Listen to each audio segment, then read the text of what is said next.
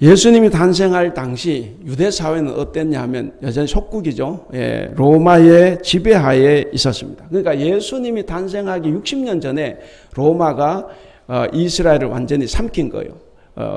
속국으로 삼았는데, 그리고 예수님께서 오시고 70년, AD 70년에 로마는 완전히 유대는 이스라엘은 완전히 패망을 해서, 그래서 2000년 동안 나라 없이 떠돌아다니게 됩니다. 그러니까 예수님이 오신 그 시점이 로마의 압제가 가장 극심했던 최중간에 오셨다 하는 거죠.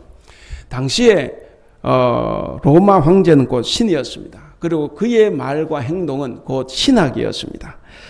그러나 로마 황제가 보여줬던 신학은 어떤 신학이었겠습니까? 한마디로 말하면 폭력과 억압의 신학입니다. 그리고 가난한 자의 인권을 짓밟는 그런 신학이었습니다. 또 쾌락과 세상 명예를 중시하는 신학입니다. 그러니까 로마 황제가 모든 삶의 주인이다라는 것을 퍼뜨리는 바로 그런 신학이 로마 황제의 신학이었습니다. 그러니까 그도 평화를 준다고 하지만 그 평화는 허울뿐인 평화이지 실상은 평화가 아닌 것입니다. 당시 사람들은 그래서 참된 평화와 기쁨이 없었습니다. 더더욱 로마의 속국으로 있는 식민지 지배를 받고 있는 이스라엘에게 무슨 평화가 있겠습니까? 그 시대에 무슨 기쁨이 있겠습니까? 그러한 시대에 누가는 바로 구유에 누워있는 이 아기가 오늘 11절에 보면 그리스도 주님이라고 말을 합니다. 그리고 예수님의 탄생이 14절에 나온 것처럼 하늘에는 영광이고 땅에는 평화라고 선포를 합니다. 로마 황제가 주는 평화가 아니라 예수 그리스도가 전해주시는 평화라는 이야기입니다. 사실 이것은 혁명적인 이야기예요. 뭔가 이 로마를 무너뜨리려고 하는 의도가 담긴 말로 사람들은 오해할 수가 있는 말입니다. 바로 그런 이 혁명적인 것이 바로 예수님께서 우리에게 전해주셨고, 그것이 로마에 대항하는 로마 황제의 신학에 대항하는 바로 신학입니다. 세상은 하나님을 대적합니다. 이러한 세상 권력에 맞서서 하나님도 대항하십니다. 바로 하나님께서 주시는 평화를 로마 황제가 거스리고 있는 거예요. 그래서 하나님도 로마 황제에 대항을 해서 또 다른 평화를 전해주시는 겁니다. 그러나 하나님의 방법, 하나님께서 세상에 평화를 주시는 방법은 세상의 방법 혹은 로마 황제의 방법과는 너무나 다릅니다. 로마 황제는 높은 곳으로 올라가서 힘을 가지고 사람을 억압하고 평화를 얻으려고 하지만, 그러나 하나님은 어떻습니까? 오늘 우리 예수님 보면 가장 낮은 곳으로 오십니다. 더 낮아질 곳이 없는 곳으로 오십니다. 그리고 세상이 도저히 생각할 수 없는 방법으로 하나님은 로마 권력에 대항을 합니다. 그것이 뭐냐면 죽는 거예요. 그래서 예수님께서는 십자가에서 죽으십니다. 세상의 힘에 맞서서 대항은 하지만, 그러나 힘으로 이기는 것이 아니라 오히려 힘에서 져서 죽는 것이었습니다. 이것이 바로 예수님의 십자가의 죽으심입니다. 로마 황제처럼 사람을 억압하고 죽이는 것이 아니라 오히려 충분한 힘이 있어요. 오히려 로마 황제를 무너뜨릴 수 있는 힘을 우리 하나님은 가지고 계시지만, 우리 예수님은 가지고 계시지만, 그러나 십자가에서 무기력하게 죽는 것, 그것이 바로 하나님의 방법이었고, 그것이 바로 승리자이셨던 예수님의 모습이었습니다. 우리는 이런 신학을 성경에서, 그리고 오늘 본문에서 읽은 대로 말구유에 누이신 예수님의 탄생 이야기를 통해서 깨닫게 됩니다. 이 인류를 구원하시는 왕으로 오시는 분이 어떻게 말구유에 태어나겠습니까? 적어도 왕궁에서 태어나야 되는데, 그래서 예수님의 방법은 모든 것을 뒤엎는 거였어요. 예수님 당시에는 99%가 절대 가난에 시달리고 소외당한 채 살아가는 바로 대부분이 다 사회적인 약자들이었습니다. 그 중에 한 부류가 오늘 본문에서 우리가 읽은 목자들입니다. 이러한 이 목자들은 사회적인 소수자였어요. 그리고 약자였습니다. 바로 이런 소수자고 약자인 이 목자의 마음을 위로하고 희망을 주는 것과 동시에 이들이 하나님 나라의 전령이다, 하나님 나라의 기쁜 소식을 전하는 그런 사람으로 확증해 주는 이야기가 오늘 예수님 탄생 이야기입니다. 그래서 이 성탄의 메시지가 오늘 역시 고통당하고 소외당한 채 힘없이 살아가는 사람들에게 큰 기쁨이 되고 힘과 소망과 위로가 될 수 있기를 바랍니다. 오늘 우리 더불어서 중고등부는 바로 그 일을 하러 오늘 나가게 될 것입니다.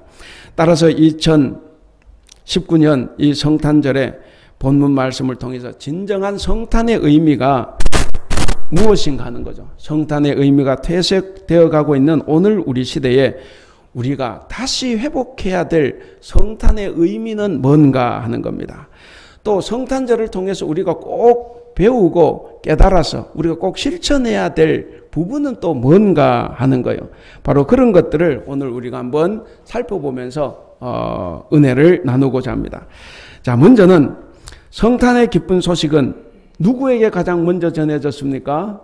오늘 본문에 보면 저는 애들에게 묻는 거예요. 누구에게 전해졌습니까? 바로 신분이 가장 낮고 천한 목자들에게 전해졌습니다.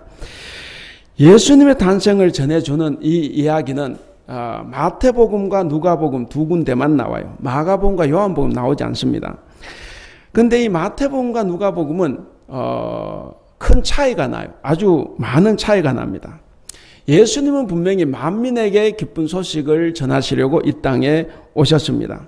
그리고 인류 모두에게 평화를 주시려고 이 땅에 오시지만 그러나 모두가 다 기뻐하는 것은 아니에요. 오늘 우리 14절 같이 한번 읽어볼까요?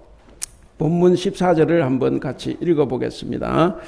자, 여러분 성경 보시고 읽겠습니다. 시작. 지극히 높은 곳에서는 하나님께 영광이요 땅에서는 하나님이 기뻐하신 사람들 중에 평화로다. 자, 여러분 오늘 어린이들이 있고 하니까 제가 좀 설명을 좀 하겠습니다. 자, 여기에 보면 하늘에서는 예수님 탄생이 정말 기쁨입니다. 근데 땅에서는 누구에게 평화예요? 거기 보니까 하나님이 기뻐하신 사람들이 평화예요. 그러니까 쉬운 성경 표준 세번역에서는 하나님께서 좋아하시는 사람들에게 평화예요. 공동 번역은 그가 사랑하시는 사람들에게만 평화예요. 그러니까 모두에게 다 평화는 아니다 하는 겁니다. 그래서 이 말씀을 보면 예수님은 분명히 이 땅에 평화를 주고 기쁨을 주러 오시지만 그런데 모든 사람이 다 기뻐하는 것은 아니구나 하는 거예요. 여러분 우리가 여기서 눈여겨봐야 될 점이 하나 있는데 마태복음과 연관시켜보면 우리 어린이들 잘 알죠? 마태복음에는 예수님 탄생에 동방박사가 나옵니다. 자, 동방박사가 나오는 그 이야기에서 동방박사는 어디로 찾아가요? 별을 보고 막 가다가 왕궁으로 찾아가죠. 헤롯 왕궁으로. 이게 동방박사의 큰 실수입니다. 별을 보고 가면 제대로 그냥 쫓아가면 되는데 별이 잠시 쉰다고 그 틈에 그걸 못 참고 그냥 왕궁으로 들어가 버려가지고 이게 이제 후에 큰 사단이 벌어지는 거예요. 어쨌든 왕궁에 들어갔는데 거기에는 왕이 있고 대제사장들, 서기관들, 높은 양반들이 있었습니다. 그러니까 뭔가 신분이 높은 사람들이에요. 신분이 높은 사람들이 예수님 탄생 이야기에 등장을 합니다. 그런데 여러분 결과는 어떻게 됐어요? 헤롯 왕이 알고 다 알았는데 결과는 결국 예수님을 죽이는 쪽으로 갔죠. 그래서 예수님을 죽이기 위해 가지고 2살 아래 남자아이들을 다 죽이는 유아학살을 초래합니다. 여기에 누가 가담했어요? 왕과 정치인들만이 아니라 바로 대제사장들, 율법학자들, 서기관들입니다. 이 사람들이 다 그러니까 율법학자와 서기관은 성경 말씀을 가장 잘 알고 가장 잘 하나님을 사랑하고 섬기는 사람들이에요. 그런 사람들이 예수님을 죽이는데 앞장을 섰습니다. 여러분, 근데 오늘 누가복음은 어떻습니까?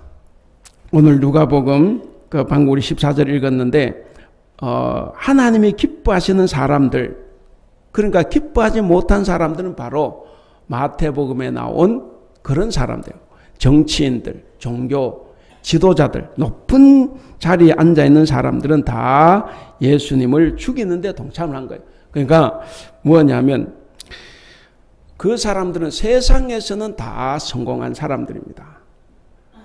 종교적으로도 높은 자리에 올라갔기 때문에 다 성공한 사람이에요. 요즘 말하면 대형 교회 목사를 하거나 뭐 그런 사람들이에요.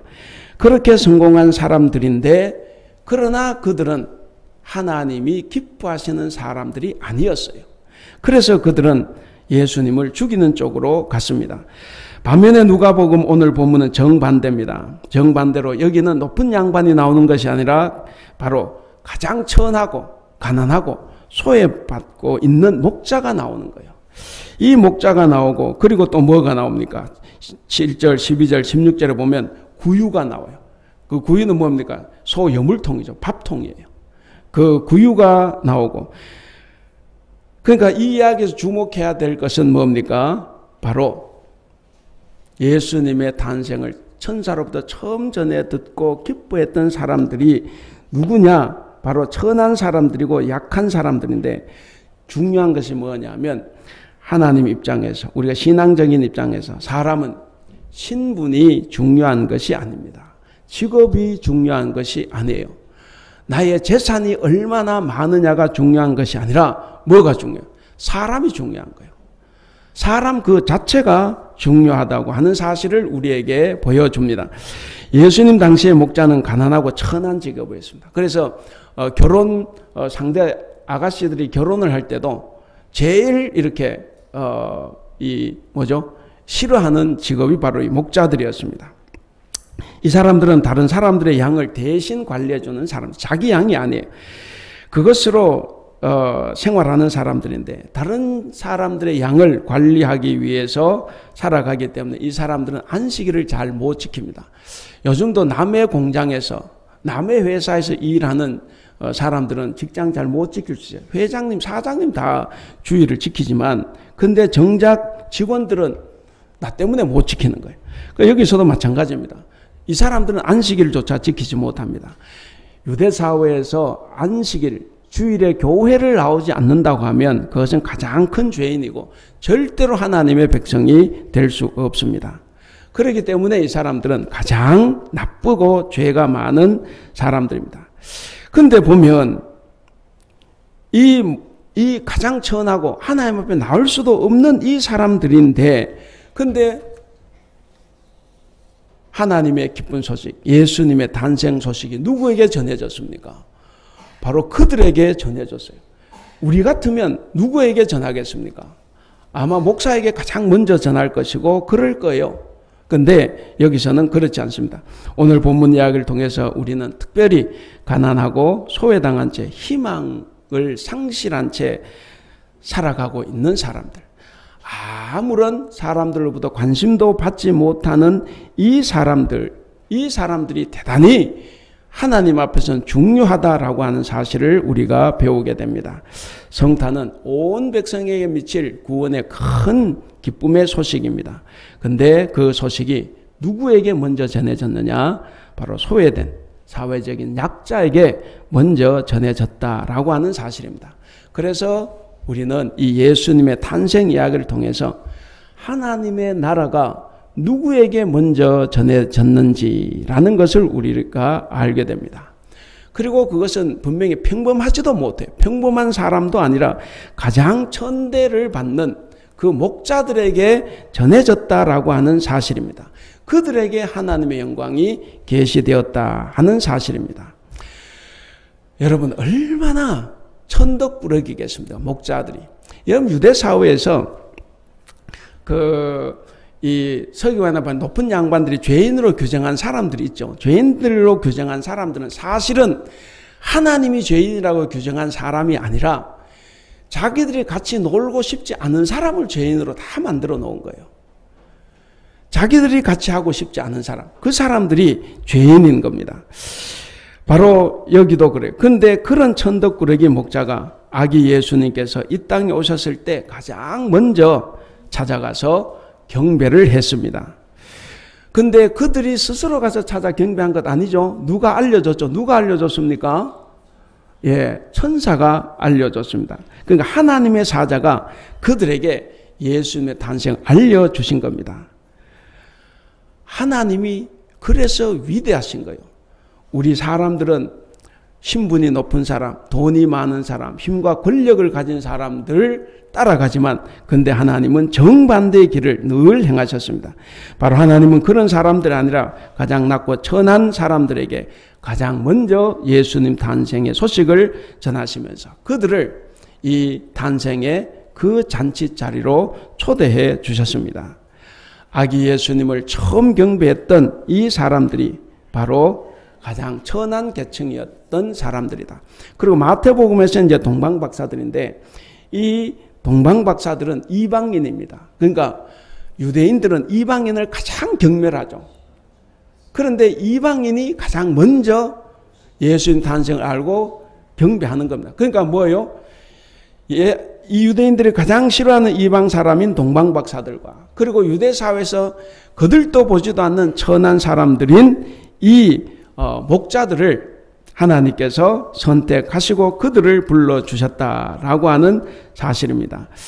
그래서 우리는 이런 성경 교훈을 통해서 우리는 많은 것을 깨닫게 됩니다. 하나님의 최우선적인 관심은 바로 사회적인 약자에 있다는 것을 알려줍니다. 이것은 바로 예수님께서 이 땅에 오셔서 우리에게 보여주신 하나님 나라의 모습이기도 합니다. 자, 성탄의 주인공은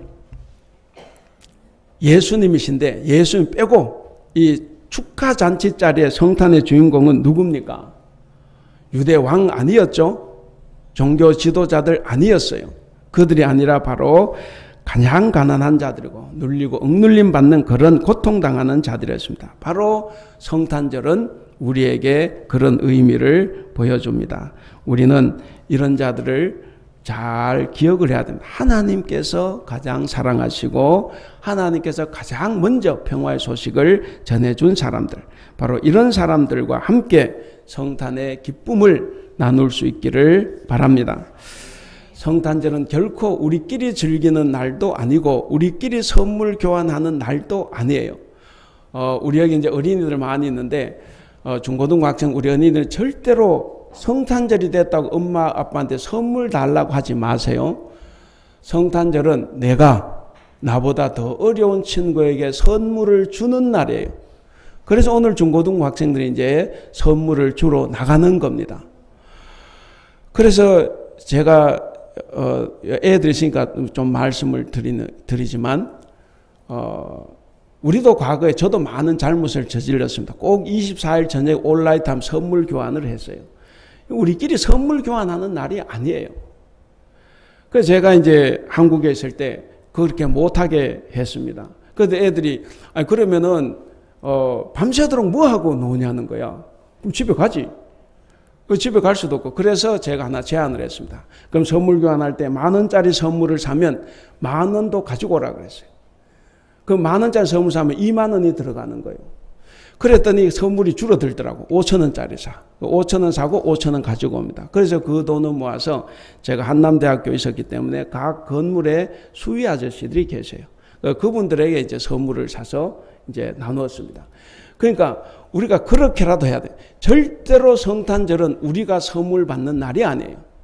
나보다 더 약하고 가난하고 어려운 이웃에게 어려운 친구를 찾아가서 선물을 하고 혹시 어려운 친구가 있으면 우리 집에 초청을 해서 엄마한테 꼭 부탁을 해서 엄마 이 친구 어려운데 우리 불러서 밥 한 끼 대접하면 어때 꼭 이야기했어요. 그래서 불러서 같이 하는 것이 성탄의 의미입니다. 절대로 성탄은 우리끼리 즐기는 날이 아니고 우리끼리 선물하는 날이 아니라는 것을 여러분들 꼭 기억을 하시고 가난한 이들과 함께 나누는 날이다. 그 다음 두 번째, 예수님만이 우리의 구주시고 삶의 주인이라는 사실을 우리가 깊이 인식을 해야 됩니다.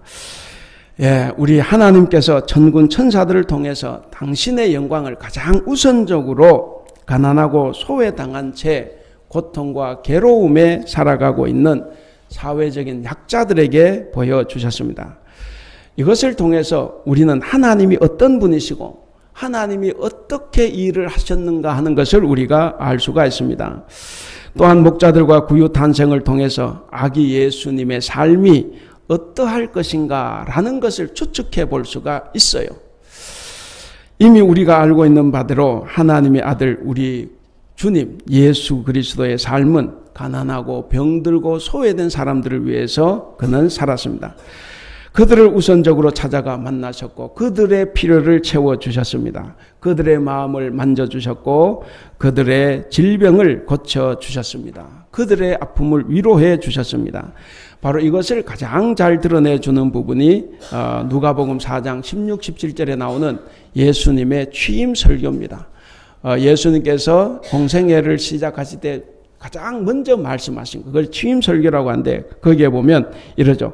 이는 가난한 자에게 복음을 전하게 하시려고 내게 기름을 부으시고 나를 보내사 포로된 자에게 자유를 눈먼 자에게 다시 보게 함을 전파하며 눌린 자를 자유롭게 하고 그랬습니다. 바로 예수님의 탄생은 이런 삶과 연결이 되어 있습니다. 그래서 가장 낮은 곳에 구유에 오신 예수님이 장성하셔서 삶도 바로 이런 가난한 자들과 함께하는 삶을 사셨다라고 하는 사실입니다. 그래서 예수님의 탄생과 바로 예수님의 사역은 분리될 수가 없습니다.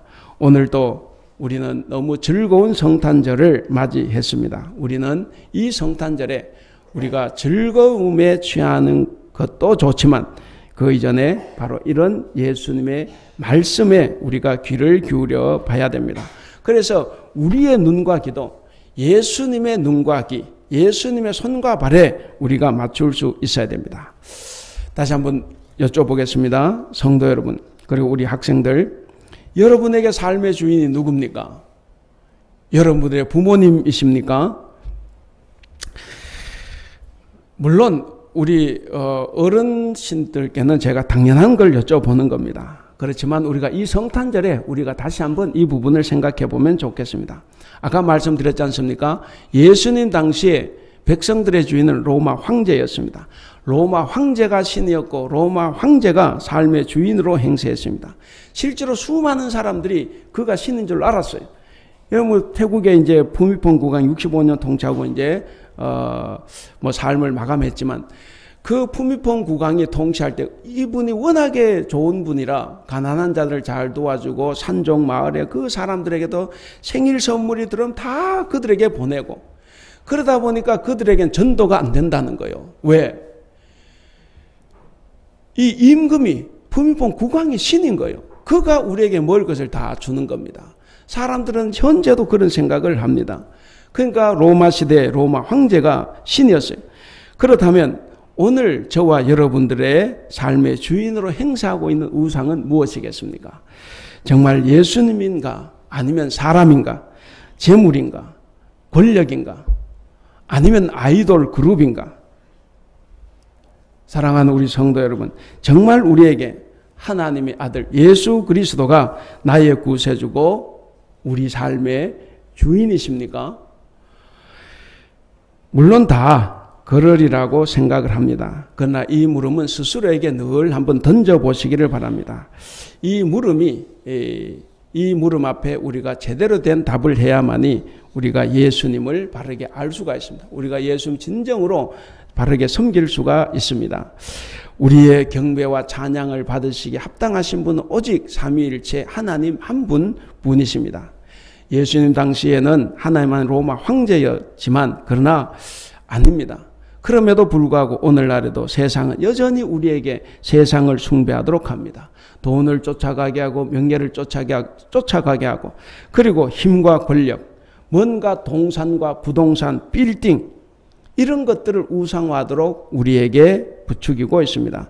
사랑하는 성도 여러분, 우리가 오늘 이 성탄절을 맞이해서 하나님의 아들 예수님만이 유일한 우리의 구원자가 되신다는 것을 고백하시고 또 깊이 인식하시며 살아갈 수 있기를 바랍니다. 마지막 세 번째는 우리가 예수님처럼 낮아져서 겸손하게 살아야만이 하나님의 영광이 회복됩니다.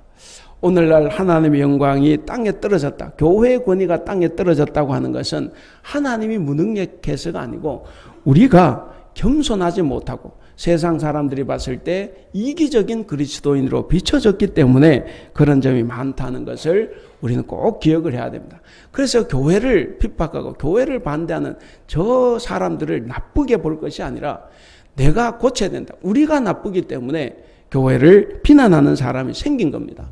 그건 우리의 잘못이지 그 사람들의 잘못이 아닌 거예요. 우리가 겸손하게 낮아져야 됩니다. 겸손하게 살아가야 됩니다.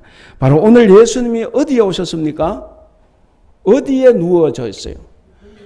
예, 마구간에서 태어나시고 소여물통 그 구유에 누워져 있습니다. 바로 가장 낮은 곳으로 어떻게 하나님의 아들이 신이 그런 낮은 자리에 올 수가 있습니까? 그런데 우리 하나님은 우리 예수님은 그러지 않았습니다. 우리 아기 예수님께서는 왕궁 화려한 곳이 아닙니다. 바로 동물들, 가축들이 있는 곳, 바로 거기에 계셨습니다. 우리 교회도 마찬가지입니다. 늘 가난하고 겸손한 모습으로 세상을 섬겨야 합니다. 그래야만이 우리가 예수님의 영광, 하나님의 영광을 우리가 드러낼 수 있습니다. 교회가 예수님의 이런 마음을 품고 낮은 위치에 처할 때 하나님의 나라가 역동적으로 세워질 것입니다. 그리고 세상은 평화의 나라가 될 수 있다는 것을 우리는 꼭 기억을 해야 합니다. 오늘 우리는 진정으로 낮아져서 겸손하게 사는 사람, 특히 가난하고 힘없는 이 사회적인 약자들을 존중하며 저들의 필요를 채워줄 수 있는 그런 삶을 살아봐야 합니다. 우리는 그런 삶을 살고 있는가 늘 돌아봐야 합니다. 저 사람들이 소수라고 해서 힘으로 가서 억눌려서는 안 됩니다.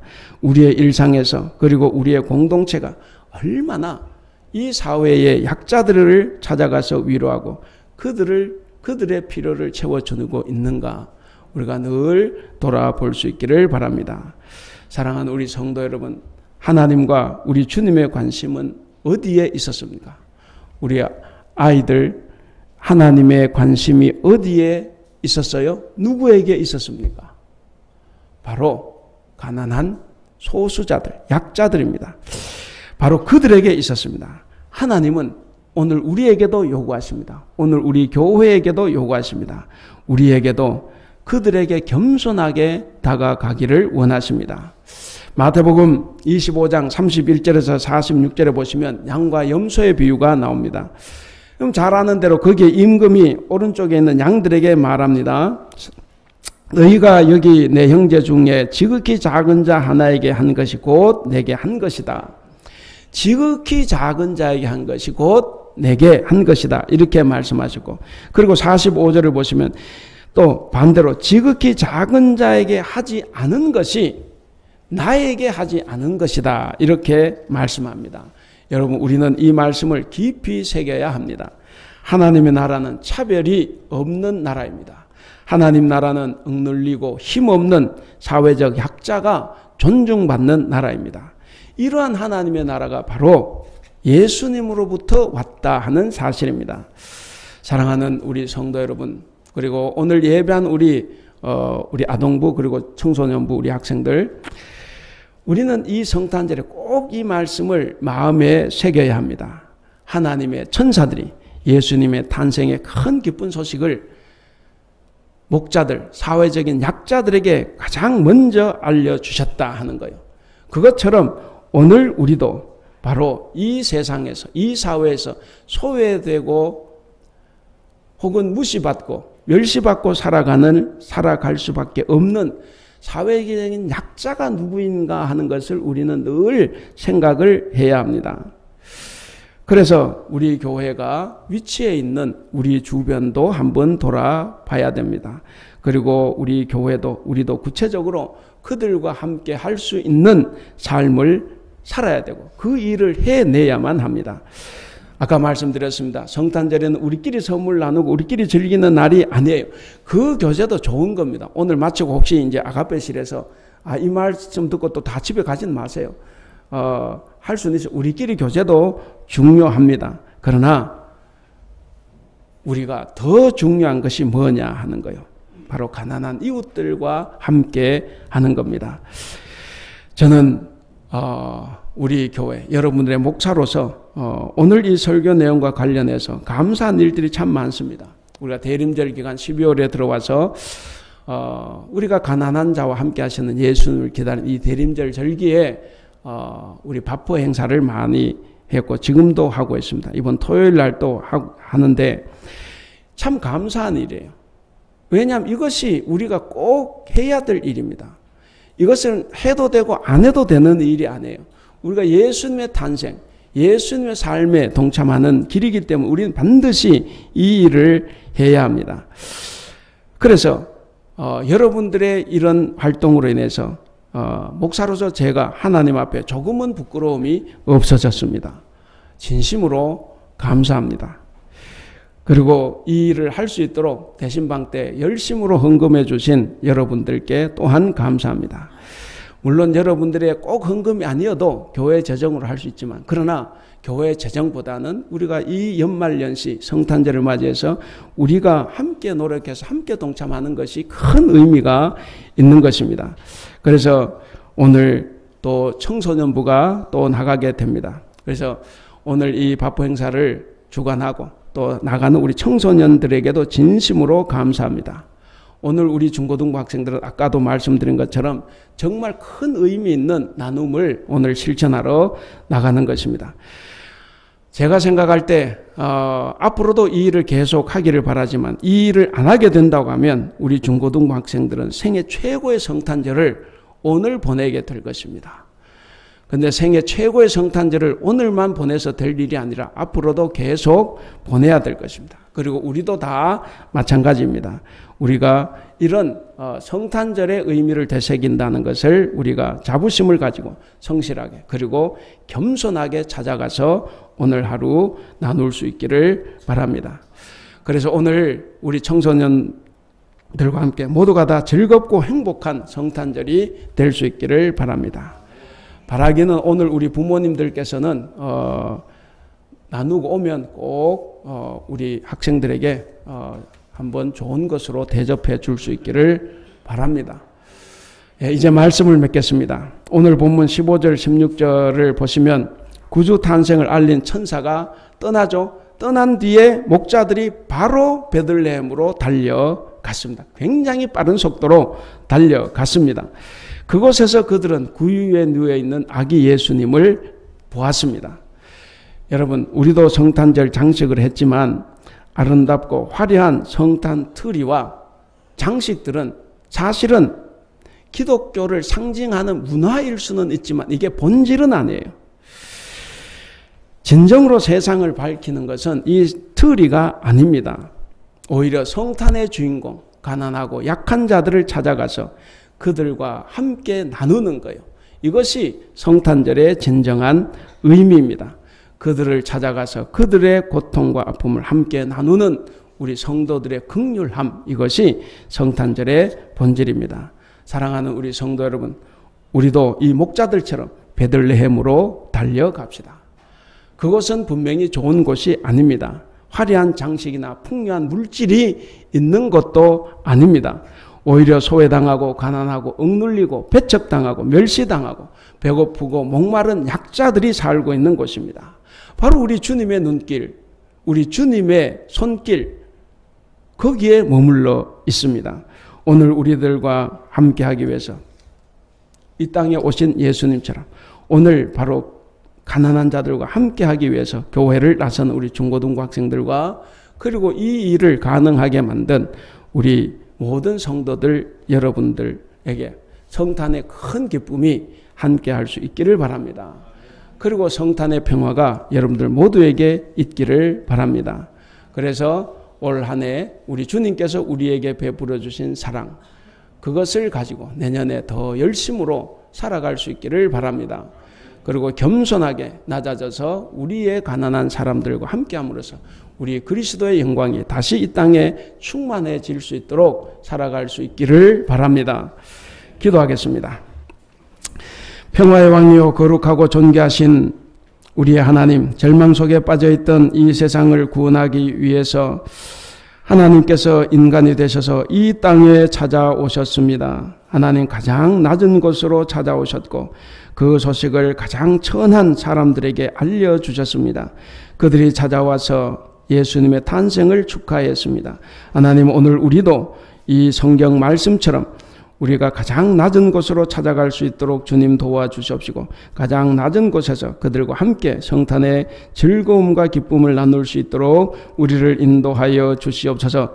죽음과 절망의 그늘이 드리워진 세상의 구원이 기쁜 소식을 가지고 오셨지만 죄악의 세상에 취해서 우리들은 그것을 알지 못하고 살아가고 있는 것은 아닌가 늘 돌아볼 수 있도록 도와주시옵소서. 정말 우리의 주인이 그리스도인지 우리가 늘 살펴볼 수 있도록 주님 도와주시옵소서. 우리가 참으로 그리스도인이고 주님의 귀한 자녀라고 하면 우리도 주님처럼 가장 낮은 곳으로, 가장 낮은 곳에서 낮은 자들과 함께 삶을 나눌 수 있도록 우리 주님 도와주시옵소서. 특별히 오늘 또 바쁘 행사를 나간 우리 청년 소년부 학생들과 주님 함께하여 주셔서 이들에게 큰 기쁨의 시간이 되게 하시고 이들이 주님의 사랑을 깊이 느끼는 오늘 하루가 될 수 있도록 주님 도와주시옵소서. 감사하며 우리 주님 예수님의 이름으로 기도하옵나이다. 아멘.